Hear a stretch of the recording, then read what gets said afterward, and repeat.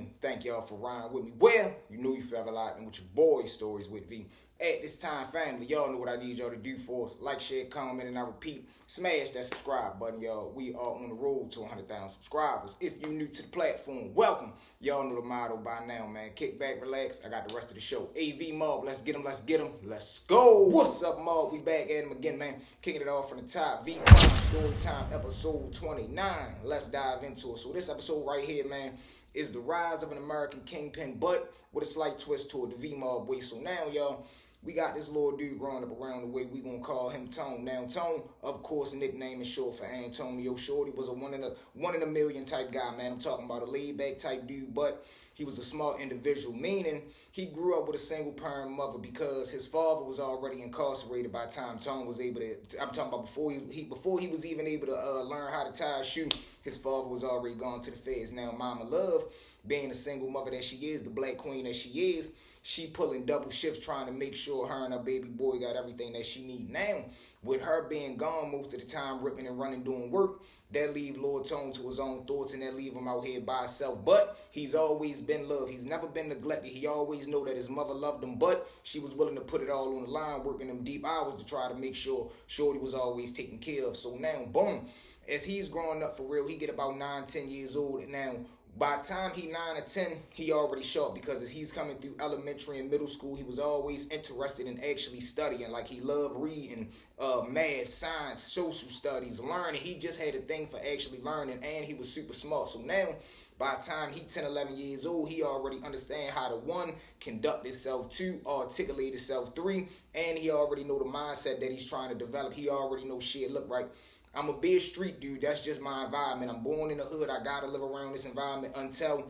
me or my mother is able to put us in a better circumstance or a better situation. I know this is what I got to do. So now, when he jump out the porch, though, he jump out the mindset of, I'm not going to be a jack boy and I'm not going to be a wolf. I'm going to be a street businessman. Now, the wicked and wild part about you just wanting to be a square street businessman is, that's not kind of actually the way that the streets operate, because you always going to have to show that aggression. You always going to have to show that side of, I drop that hammer at any time when needed. So now, he jumped off the porch for real with the businessman mindset. He start grabbing the pack. He link in with a well-known connect. Now, the connect, he comes into the city, but he really not from the city. I believe he was from like Chicago or something like that. But of course, dealing with a little broad, the broad got caught out of town. Not even in Chicago. I believe the connect met the Baltimore broad out Atlanta for real. They had a little party or something out Atlanta. They ends up running across each other. They ends up liking each other.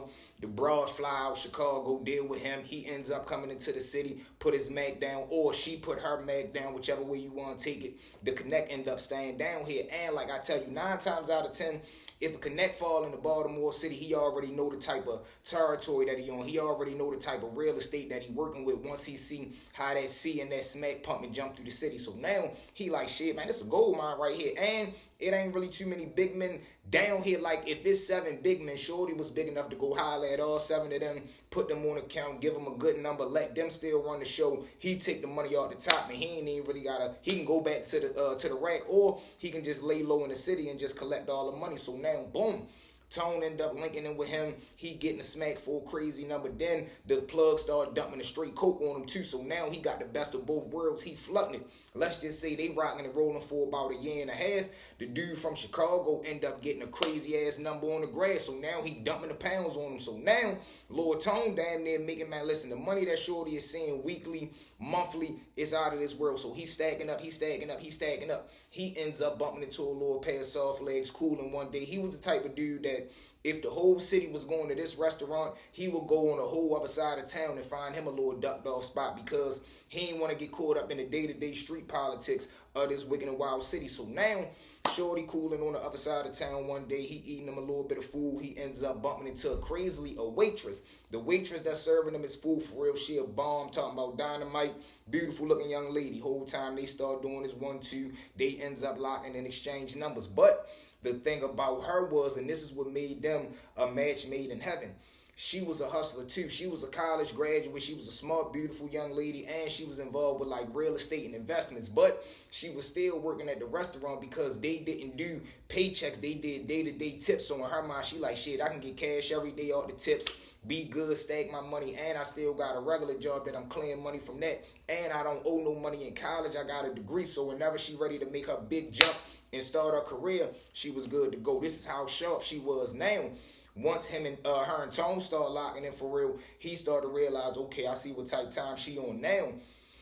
Tone never tell her what he do. He tell her, you know, I'm in the construction. I'm trying to buy me a couple of trucks. I do vending machine stuff like that. So now she already know those are cash businesses. When you own laundry mats, vending machines, stuff that deal with cash only, it's not going to be a surprise when you coming in the house $10,000, $20,000, $30,000 for real. And he wasn't really putting her in the business, meaning he wasn't coming in every night, sitting on the bed, dumping out stacks of money, bagging up to work and shit like that. He kept his street life over here and his home life over here. But she's so sharp, she realizing that he getting all this money. She like, shit, you might as well start investing, or we might as well get you like a little business portfolio. So now Tone started dumping the money. He started buying little properties. He started investing his money in stocks and bonds and stuff like that. By the time you look up in a year, he damn near fucking $60,000, $70,000 up. Now he probably, that's nowhere near the type of money that he making off the drug game. He probably got like 1.5 tucked off the smack, but he still already know, listen, man, it's time for me to start making my exit plan. Now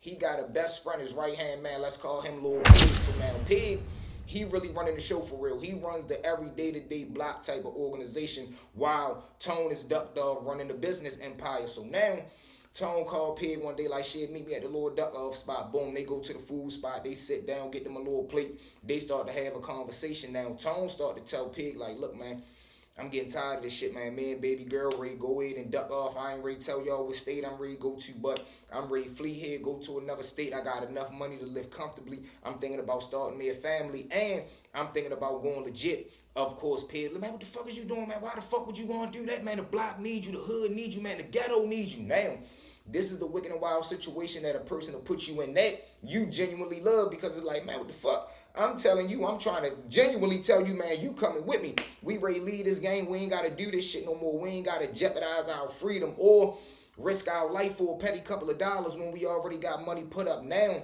2020 catch is Pig not really a thinker like him. Pig not a stacker like him. So now Pig live that street life for real. He popping perks, buying lean, popping bottles, going to the club. He ain't stacking no money. He got 2, 3 baby mothers. He got to pay child support. He always down the courthouse. Sometimes he get booked. He just live a whole nother life. So now he like, man, I ain't giving this shit up. This is all I know. They start to have a little argument, but everything settled down. They quell that shit. So now, let's just say a month later, word on the street is Pig been going around trying to recruit his own soldiers to get Tone out the way, which is out of this world, because Tone already telling you I'm stepping away and you can have the show. But in Pig mind, he looking at it like, man, Tone getting soft, man. If the police grab him up, he fuck around talking about he don't want to be in the gang no more. Now, one night, man, Pig ends up calling Tone, telling him to meet him on the block real quick. He need to talk to him. Now, like I told y'all, Tone ain't never been slow, so he already on the phone asking Pig, like, talk to me about what we gotta talk about. Why you can't meet me at the duck off spot? Whole time Pig just keep on insisting, man, come down the block, come down the block. Now,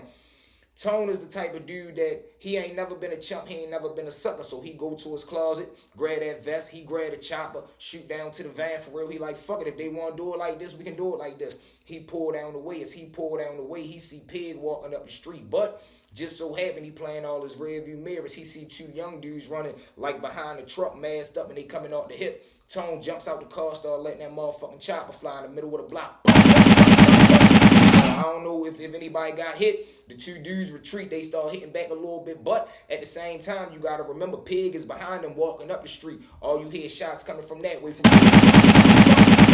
Tone spin around. But like I told you, he was smart, so he already figured they gonna have hand joints. I'm gonna have this big ass chopper. So once I start hitting at them, they gonna need to get some shelter. He spin around, start letting that shit fly again. Boom, boom, boom, boom, boom. He says he suspected. Pig turn around, start taking off, trying to get some cover, ducking under the car, but he's still hitting back.